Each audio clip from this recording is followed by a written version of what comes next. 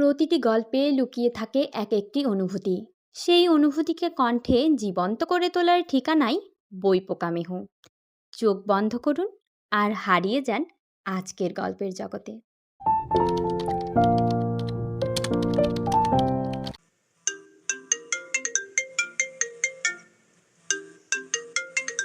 সময়টা সন্ধ্যার মাঝামাঝি।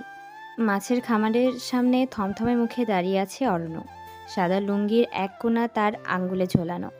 পুরুষালী শক্তপোক্ত দেহে লেপ্টে আছে কালো রঙের গেঞ্জি, কপালে বিন্দু বিন্দু ঘাম।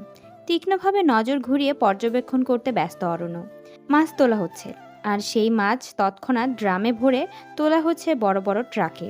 মাছগুলো রওনা দেবে শহরের উদ্দেশ্যে। প্রতিদিনকার নিয়ম এটা। বিশাল জায়গা জুড়ে মাছের চাষ হয়, বছর জুড়েই চলে রপ্তানি। আলো প্রায় নিভু নিভু। এমন সময় নিজের পাশে কারো অস্তিত্ব অনুভব করল অরণ্য। ঘাড় বাঁকিয়ে তাকালো পাশে। দেখা মিলল আকবর মির্জার। অরণ্য রাশভারী কণ্ঠে জিজ্ঞেস করল, আপনি এখানে? আসলাম দেখতে সব কেমন করে সামলাও, আমারও দেখা উচিত নাকি? আকবর মির্জার দৃষ্টি সামনে চলমান কার্যক্রমে। হাত জোড়া অতি দৃঢ়তার সহিত পেছনে বাঁধা। মিষ্টিরঙা ফতুয়ার পকেটে একটা জংলা ফুল। ফুলের নামটা বোধহয় বৃঙ্গরাজ। অরণ্য ফুলটার দিকে থেকে চোখ সরিয়ে বাবার মুখ পানে তাকালো। আকবর মির্জাও তাকালেন ছেলের দিকে। চোখাচোখি হলো দুজনের। ছেলের চাহনির আড়ালে কৌতূহলটা তার জানা। তোমার আম্মা নারাজ হয়েছে আমার উপর, তাই মান ভাঙাতে ফুল কুড়াচ্ছি। অরণ্য হাসলো সামান্য। সে হাসির রেশটা অধরে খুব একটা ফুটল না। প্রশ্ন করল, হঠাৎ এত নারাজি কিসের? আকবর মির্জা খানিক শ্বাস ফেললেন। হতাশ সুরে জবাব দিলেন, তার কি আর নারাজির শেষ আছে? তোমার আম্মা তো ছোট ছোট বিষয়েই নারাজ হন। এ আর নতুন কি? অরণ্য নিজেও খানিক দীর্ঘশ্বাস ফেলল।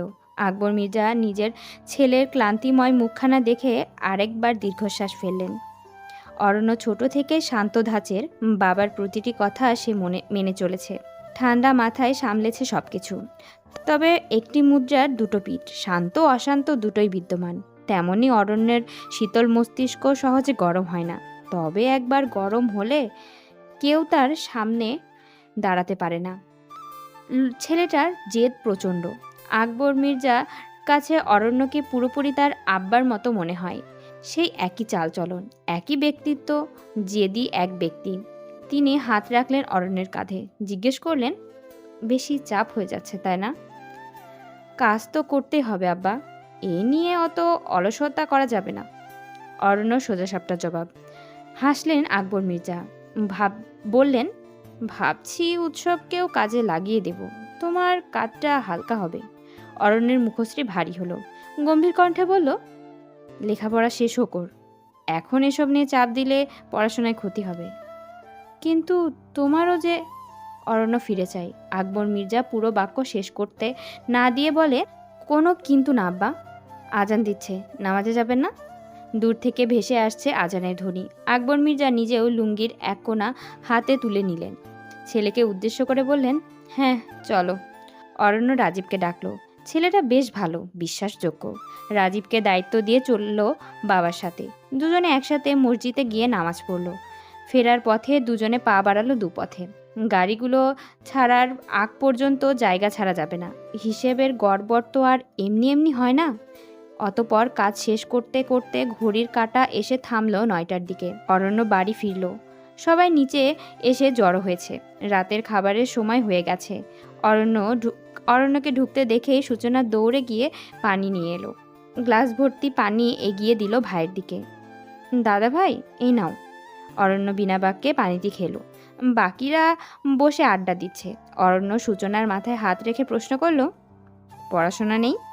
সূচনার মুখটা ছোট হলো। মিনমিন করে বলল, খেতেই তো এসেছি। আচ্ছা। অরণ্য হাত নামিয়ে পা বাড়ায়। আটকে দেয় সূচনা। চট করে সামনে এসে দাঁড়ায়। আবদারের সুরে ডাকে, দাদা ভাই।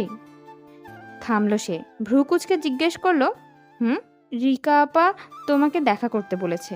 কুঞ্চিত ভ্রুজোড়া কুঞ্চন বৃদ্ধি পায়। মাথা নাড়িয়ে সম্মতি জানিয়ে কিছু না বলেই পা বাড়ায় উপরের দিকে। সোজা রিকার ঘরের সামনে এসে থামল অরণ্য। দরজায় টোকা দিয়ে নাম ধরে ডাকল, রিকা। দরজা খোলাই ছিল। তৎক্ষণাৎ ভেতর থেকে ভেসে এলো রিকার কণ্ঠস্বর, ভেতরে আয়। অতপর ভেতরে প্রবেশ করলো অরণ্য। রিকাকে বিছানা থেকে নামতে দেখে থামালো অরণ্য। মুখে বলল, নামছিস কেন? চুপ করে বস। রিকা শুনল। রিকা আর অরণ্য যমজ ভাই বোন, দুজনেই ছিল শান্ত প্রকৃতির। অরণ্য এগিয়ে এলো, পুনরায় প্রশ্ন করলো, ডাকছিলে কেন? রিকার মুখটা কেমন মলিন, দৃষ্টি আড়ালো না অরণ্যর। তবে কিছু বলার আগে রিকা প্রশ্ন ছুড়ল, কাল একটু সময় হবে? অরণ্য ভ্রুকুচকে জিজ্ঞেস করলো, কেন? কাল সৌমি আসবে, ওকে একটু আনতে যেতে হবে। সৌমি রিকার ননদ। কাল বেশ কিছু কাজ আছে অরণ্যর, যাওয়াটা হবে কি না জানা নেই তার। অরণ্যকে চুপ করে দাঁড়িয়ে থাকতে দেখে রিকা পুনরায় আওয়াজ তোলে, অরণ্য কি হলো? অরণ্য চোখ তুলে তাকালো রিকার দিকে, প্রশ্ন করে, সামিন ভাইয়া কই? তাকে বল। রিকার মুখটা আরও বেশি মলিন হলো, ভারী স্বরে বলল, ওর নাকি কি একটা কাজ আছে, তাই আসতে পারবে না। ভ্রু কুঞ্চন দৃঢ় হলো অরণ্য, জিজ্ঞেস করলো, কি কাজ? জানি না, বলল তো দোকানের মাল উঠবে, সেই সবের জন্যই। সামিন রিকার স্বামী। শহরে তাদের বড় একটা মার্কেট আছে, বেশ বড়ই সেই ব্যবসা। এদিকে অরণ্যের মুখভঙ্গি আরও দৃঢ় হলো। কাজ ফেলে সে যাবে কি করে সেটাই ভাবছে। সে ছোট্ট শ্বাস ফেলে প্রশ্ন করল, কখন আসবে সৌমি? রিকা নিজেও ছোট্ট করে জবাব দিল, বিকেলে। মুরাদনগর বাস স্ট্যান্ড থেকে শুধু নিয়ে আসিস। দেখছি। অরণ্যের এহেন জবাবে রিকা অসন্তোষ প্রকাশ করলো, কপাল কুঁচকে মুহূর্তেই ফুঁসে উঠল, দেখছি কি? উৎসবকে বলেছি, ও তো বলল যাবে না। তুইও কি এমন করবি এখন? একলা একটা মেয়ে। রিকাকে থামিয়ে দিল অরণ্য, হাত উঁচিয়ে বলল, সময় পেলে যাব, না হয় কাউকে পাঠিয়ে দেব, চিন্তা করিস না। খেয়েছিস? রিকা শান্ত হলো, ওপর নিচ মাথা দুলিয়ে বলল, তুই তো মাত্রই ফিরলি তাই না? আচ্ছা যা, হাত মুখ ধুয়ে খেয়ে নিয়ে গিয়ে। অরণ্য কথা বাড়ালো না, বিনা বাক্যে চলে এলো নিজের ঘরে। ঘরটা অন্ধকার, আলোটা আর জ্বালাতে ইচ্ছা করলো না অরণ্য। সে এলো বারান্দায়। বারান্দায় কাঠের দুটো চেয়ার আছে, মাঝে আছে ছোট্ট একটা টেবিল। সেই টেবিলের ওপর আছে একটা কলমদানি, ল্যাম্প আর একটা লাইটার, সিগারেটের প্যাকেট আর কয়েকটা বই। বারান্দার পূর্ব দিকে সরু দেওয়াল জুড়ে একটা কাঠের শেলফ, তাতে আছে দেশি বিদেশি বিভিন্ন লেখকের বই। আগে প্রচুর বই পড়তো সে, এখন কাজের চাপে বই পড়ার তেমন সুযোগ হয় না। তবুও হুটহাট মাঝরাতে সোনালি রঙের বাতি জ্বালিয়ে বসা হয়। অরণ্য এসে লুঙ্গিটা খানিক উঁচু করে পায়ের ওপর পা তুলে বসলো চেয়ারে, জ্বালিয়ে দিল বারান্দার বাতিটা। এরপর সিগারেট জ্বালিয়ে ধোয়ার কুণ্ডলি ছুড়ল আকাশপানে। দৃষ্টি স্থির হলো দূর আকাশের মিটিমিটি করে জ্বলতে থাকা ওই চাঁদে। মুহূর্তেই চোখের সামনে ভেসে উঠল অস্পষ্ট একজোড়া কাজল কালো চোখ, মায়াবী মোহনীয় ভীতু একজোড়া চোখ। সেই চোখ জোড়াও এই চাঁদের থেকে কম কিছু নয়, মনে হয় চাঁদের থেকেও স্নিগ্ধ। সে যে ফুল, একটা স্নিগ্ধ ফুল। রাত গভীর হলো, সিগারেটের ধোঁয়া মিলিয়ে গেল বাতাসে। নিজের সাথে ঘটে চলা এই অদ্ভুত বিষয়গুলো নিয়ে অরণ্য বিরক্ত। কেন বারংবার একজনের কথাই ভাবছে সে? মন কেন লঙ্ঘ করছে নিজের সীমা? কঠোর হলো চোয়াল, বুকে হাত বেঁধে চোখ জোড়া বুজে নিল, হেলান দিল চেয়ারে।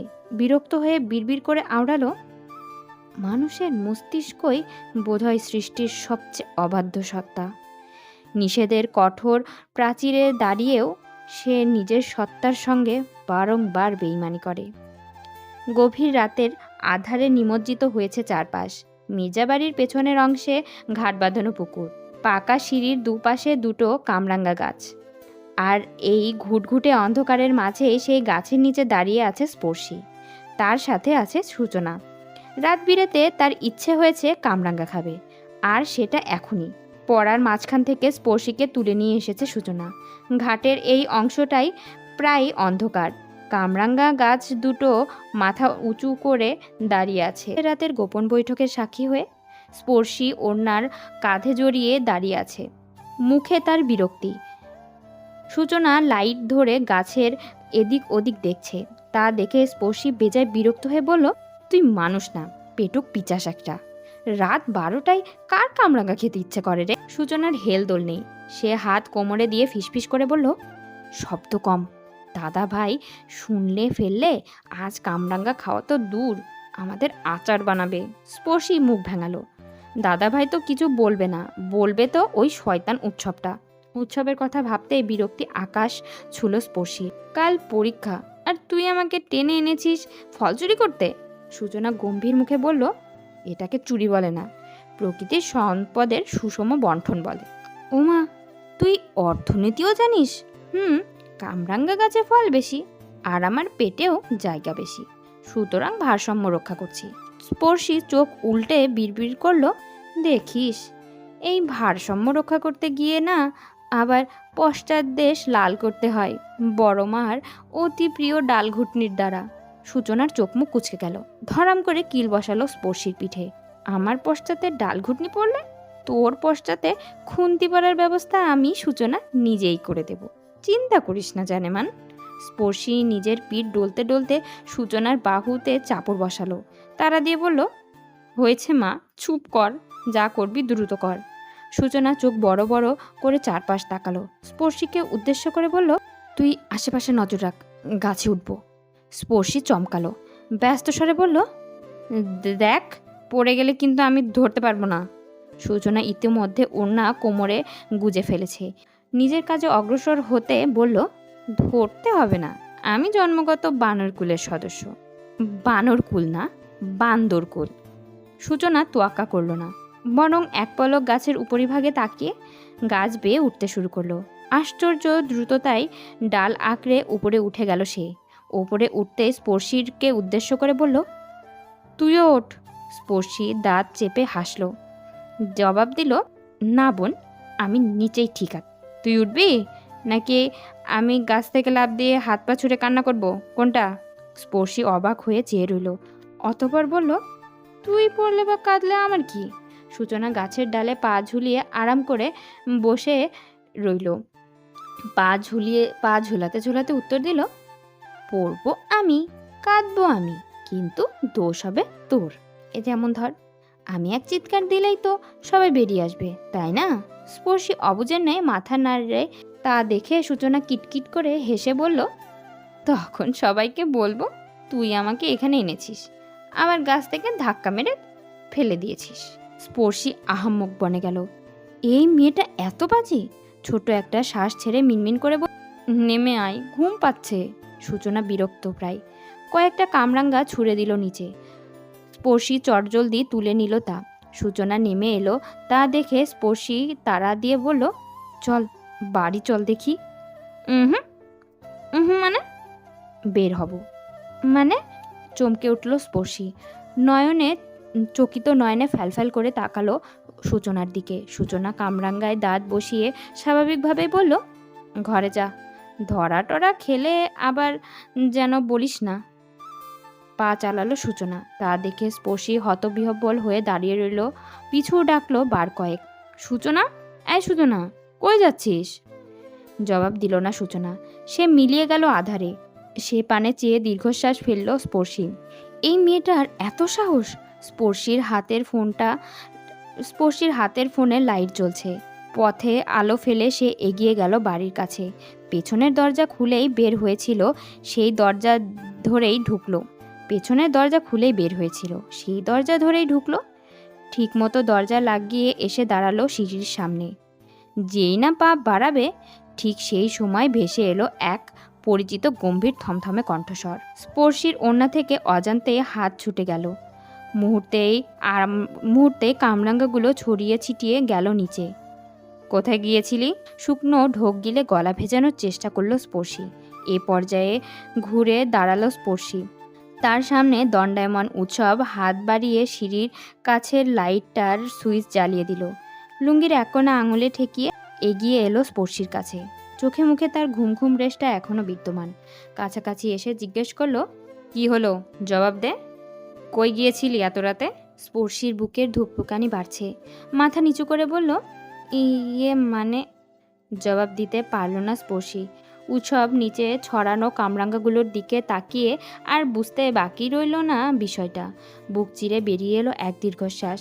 রাগ করবে নাকি নিজের কপালটা দেয়ালে ঠুকবে ঠিক বুঝে উঠতে পারছে না উৎসব। তবে এই মুহূর্তে রাগ দেখাতে ইচ্ছে করল না তার। নিচু হয়ে কামরাঙ্গাগুলো কুড়িয়ে স্পর্শীর ওড়নায় জায়গা করে রাখল। স্পর্শী হতভম্ব। এটা আদৌ উৎসব তো, নাকি জিনভূত? উৎসব ভ্রূ উঁচিয়ে স্বাভাবিক স্বরে জিজ্ঞেস করলো, কি হয়েছে? চটজলদি এপাশ ওপাশ মাথা দোলালো সে। তা দেখে উৎসব আদেশ করলো, রাত বিরেতে বের হবি না। কিছু দরকার হলে আমাকে না হয় দাদা ভাইকে বলবি। ঘরে যা।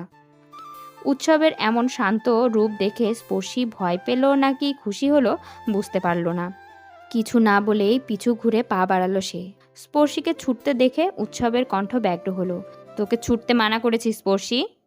স্পর্শীর পায়ের গতি কমলেও থামল না সে। না ফিরল পিছু। অথচ বোকা মেয়ে জানে না পেছনে ফেলে রাখা পুরুষের বুকের ভেতর তখন ঝড় উঠেছে। উৎসব বুকে হাত চাপল। বুকের ভেতরটা ছটফট করছে প্রচণ্ড। সামলাতে বেগ পোহাতে হচ্ছে বড্ড। কেবল দীর্ঘশ্বাস ফেলে অসহায় স্বরে বিড়বিড় করে আওড়ালো তার সুখ পাখির নামটা। সুখ পাখি, সুখ পাখি, আমার সুখ পাখি। নিভৃতে নিশীতে কাঁচা রাস্তা ধরে হাঁটছে সূচনা। গ্রামের দিকে রাতের নিজস্ব একটা স্নিগ্ধতা আছে। এই যেমন এখন পৃথিবী যেন দিনের সমস্ত কোলাহল ধুয়ে মুছে নীরবতার সাদা চাদর মেলে দিয়েছে। দূরের ধান ক্ষেতের ওপর দিয়ে শীতল বাতাস বয়ে যাচ্ছে। সেই বাতাসে ভেসে আসছে কাঁচা ঘাস আর ভেজা মাটির গন্ধ। আকাশে আধখানা চাঁদ। দেখে মনে হচ্ছে কোনো শিল্পীর তুলিতে আঁকা ম্লান আলো গায়ে মাখছে। সেই আলো ছড়িয়ে পড়ছে ধান ক্ষেতের ওপর, কাঁচা পাথরের ওপর আর সূচনার মুখে। সূচনা ধীরে ধীরে হাঁটছে। তার পরনে হালকা নীল রঙের সালোয়ার কামিজ, চুলগুলো খোলা। বাতাসে চুল উড়ে এসে বারবার গাল ছুঁয়ে যাচ্ছে।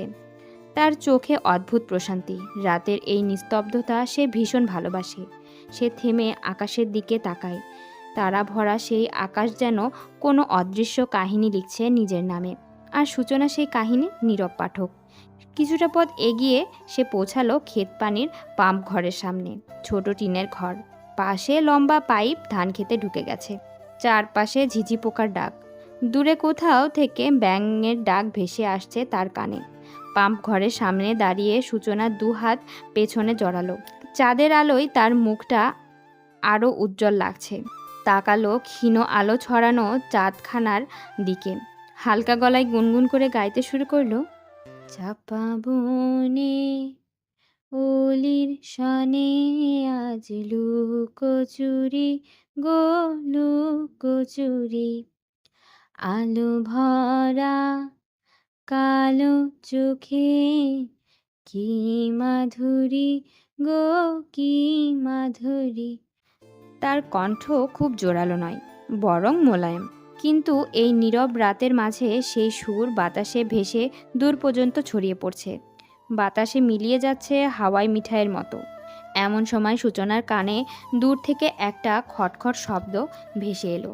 শব্দটা মোটর বাইকের। সূচনা গান থামিয়ে কান খাড়া করলো। এই সময় এই পথে কেউ আসে না সাধারণত। তার ভ্রু একটু কুঁচকে গেল বিস্ময়ে। শব্দটা ক্রমশ কাছে আসতে লাগলো। পর মুহূর্তে অন্ধকার কেটে তীব্র আলোর রাশি এসে পড়ল তার মুখে। সূচনা হাত তুলে চোখ আড়াল করলো। বাইকটা ঠিক তার সামনে এসে থামল। বাইকে বসা লোকটাও স্পষ্ট অবাক। সে একটু ঝুঁকে তাকালো সূচনার দিকে। বিস্ময় নিয়ে বলল, সূচনা? সূচনা চোখ সরু করে তাকালো সামনের দিকে। আলো একটু কমতেই মুখটা চিনতে পারল সহজেই। তৎক্ষণাৎ ঠোঁটে ফুটে উঠল স্নিগ্ধ হাসির রেখা। হেসেই বলল, নিবিড় ভাই। নিবিড় বিস্ময় ভরা কণ্ঠে বলল, এই রাতে তুমি এখানে? ইঞ্জিন বন্ধ হতেই আবার চারপাশ নিস্তব্ধ হয়ে গেল। শুধু কানে লাগছে বাতাসে পাতার মৃদু শব্দ। নিবিড় কিছুক্ষণ তাকিয়ে রইল সূচনার দিকে। চাঁদের আলো তার মুখে পড়ে অদ্ভুত কোমলতা এনে দিয়েছে। খোলা চুল বাতাসে দুলছে। চোখে সেই চিরচেনা দুষ্টু উজ্জ্বলতা। নিবিড়ের মনে হলো নক্ষত্র যেন তার জমিনে নেমে এসেছে। অবশ্য সে সূচনাকে একটা নাম দিয়েছে বহু আগেই, নিশিপ্রভা। যার অর্থ আধারের আলো। কবির ভাষায় আধারের মাঝে যে সৌন্দর্য ও প্রশান্তির জন্ম নেয় সেই নীরব আলোর প্রতীক। আনমনে হাসল নিবিড়, গলা পরিষ্কার করে বলল, তুমি এখানে একা দাঁড়িয়ে কি করছো? সূচনা কাঁধ ঝাঁকিয়ে জবাব দিল, আকাশ দেখতে বেরিয়েছি। এত রাতে? আসতে হলো, না হলে যে আকাশ বড্ড কষ্ট পেত। আর প্রিয় আকাশ কষ্ট পেলে মেঘ জমাতো কে? নিবিড় হেসে বলল, আকাশ আবার কষ্ট পায় নাকি? সূচনা আকাশের দিকে তাকায়, চমৎকার ভঙ্গিতে জবাব দেয়, পাই তো। এত সুন্দর চাঁদ উঠেছে, এত সুন্দর তারা চলছে, কেউ যদি তার দিকে তাকিয়ে না দেখে তবে ওদের বুঝি মন খারাপ হবে না? নিবিড় কিছুক্ষণ চুপ করে থাকলো। সে বিস্মিত হলো মেয়েটার মুগ্ধ হওয়ার ক্ষমতা দেখে। মনে মনে বোধহয় ভাবল, সুন্দর মানুষরাই সুন্দর দৃশ্য দেখে মুগ্ধ হয়। তারপর ধীর লয়ে বলল, তাহলে তুমি ওদের মন ভালো করতে বের হয়েছো? সূচনা চোখ টিপে বলল, ঠিক ধরেছেন। নিবিড় নিবিষ্ট চোখে তাকালো।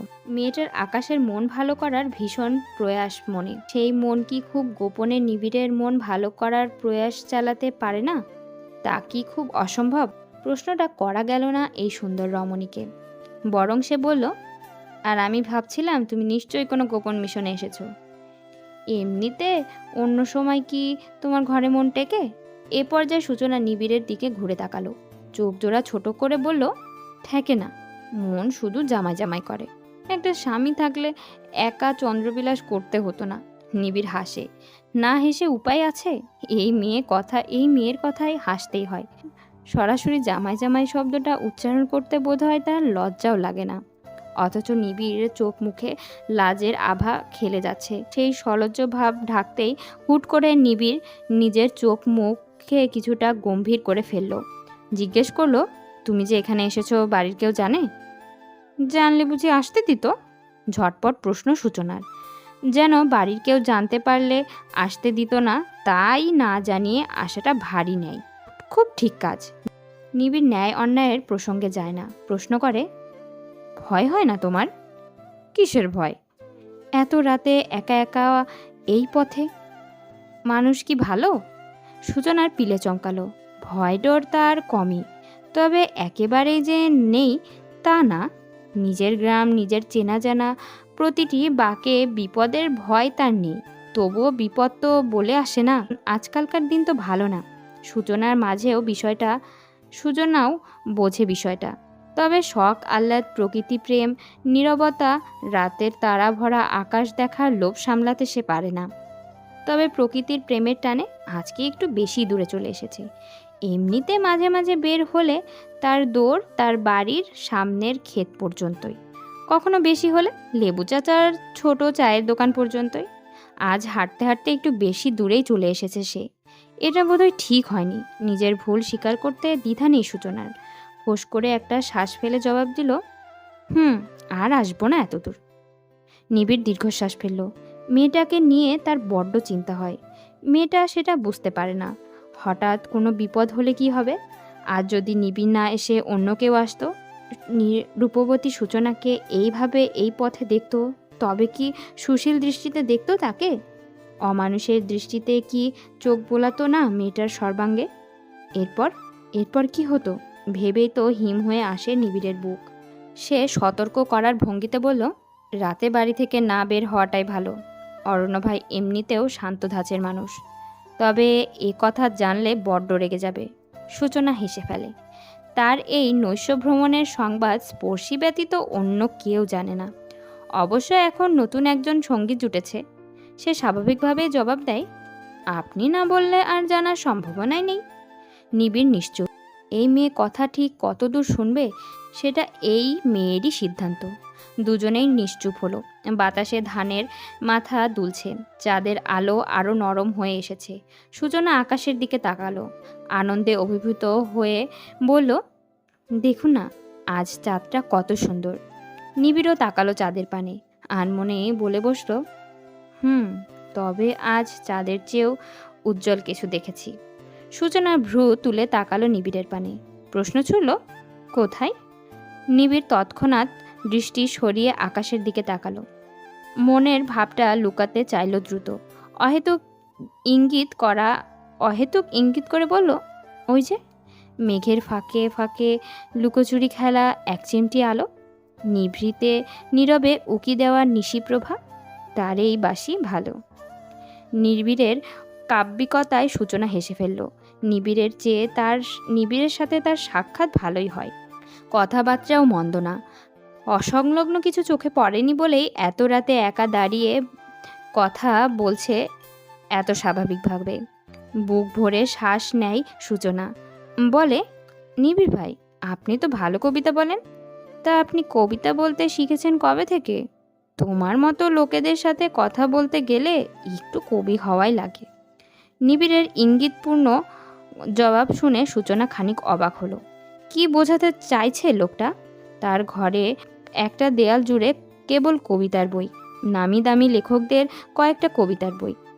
উপন্যাসের তুলনায় কবিতা তার নিকট অধিক আকর্ষণীয় লাগে। সেগুলোই কি এই বাক্যের জন্মদাতা, নাকি অন্য কিছু? আপাতত নিজের বিস্ময় প্রকাশ করল না সে। মাটি থেকে একটা শুকনো ঘাস তুলে ঘোরাতে লাগলো আঙ্গুলে। তারপর হঠাৎ বলল, চাঁদ নিয়ে একটা ছন্দ বলুন তো দেখি। কেমন কবি হলেন! নিবিড় একটু ভাবল, ছন্দ মেলালো সময় নিয়ে। এরপর মনে সাজানো ছন্দটাকে সময় নষ্ট না করেই ধীরে বলল, অর্ধচন্দ্র নীল গগনে লাজুক আলো ঢালে, কার যেন হাসি মিশে আছে নিশীতের ওই কালে। সূচনা মুগ্ধ হয়ে তাকালো। কবিতাটা তার ভীষণ পছন্দ হয়েছে। কবিতা মানেই সূচনার প্রথম পছন্দ, প্রথম প্রেম। সবটুকু প্রশংসা অবশ্য করল না সে। দুষ্টু হেসে আওড়ালো, খারাপ না, তেমন ভালো না বলছো? তা কখন বললাম? বলনি, বুঝে নিলাম। ভুল ভ্রান্তি। সঠিক কোনটা? বেঠিকের বিপরীত। হেসে ফেলল নিবিড়। সূচনারও ইচ্ছে করলো দু চারটা লাইন বলতে। মনের ইচ্ছে দমালো না, বরং বলল, আমিও একটা বলি। শুনছি। সর্বদাই সূচনার সেবায় নিমজ্জিত দাসের মতো বাধ্যতা দেখালো নিবিড়। সূচনা আকাশপানে তাকালো। অতপর তার মোহনীয় কণ্ঠে ধীরে ধীরে উচ্চারিত হলো, আধখানা চাঁদ নীরব রাতে ঝুলে আছে নীল গগনে, কেউ কি তবে গল্প লেখে চুপি চুপি তিলে তিলে? নিবিড় চুপ করে শুনল।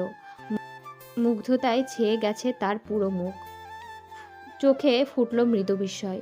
কৌতূহল হয়ে জানতে চাইল, তুমি কবিতা লেখো নাকি? না, মাথায় এলো তাই বললাম। তাহলে লিখতে শুরু করো। কেন? আকাশপানে তাকিয়ে প্রশ্ন করল সূচনা। প্রশ্নের জবাব এলো, যদি চন্দ্রপ্রভার মৃদু বিকিরণ প্রতিটি ব্যাকরণের সচেতন বীজ হয়ে জন্ম নেয়, তবে তার জ্যোতি ছুঁয়ে আমার নিঃশ্বাস প্রতিটি গুণিতক কালে বিলীন হবে। সূচনা বুঝল না। সে ফ্যালফ্যাল নয়নে তাকিয়ে রইল নিবিড়ের দিকে। নিবিড় একটি বারের জন্য তাকাচ্ছে না, তার দৃষ্টি শূন্যে, দু হাত পেছনে বাঁধা। এতটা সময় পর সূচনা খেয়াল করল নিবিড়ের পরনে একটা ঢিলে ঢালা শার্ট। শার্টের রংটা হয়তো আকাশি হবে, হাতের কনুই পর্যন্ত গোটানো, চুলগুলো এলোমেলো। হুট করেই এই শীতল বাতাসের স্রোত একটু জোরেই বয়ে গেল। কৌতূহল উদ্দীপিত কণ্ঠে জানতে চাইল, আপনি এত রাতে কোথা থেকে আসছেন? নিবিড়ের ধ্যান ভাঙল। বলল, শহর থেকে ফিরছিলাম। এই পথে? হুম হুম তবে আজ মনে হচ্ছে ভুল পথে এসে ভালোই হয়েছে। সূচনা কৌতূহল নিয়ে প্রশ্ন করল, কেন?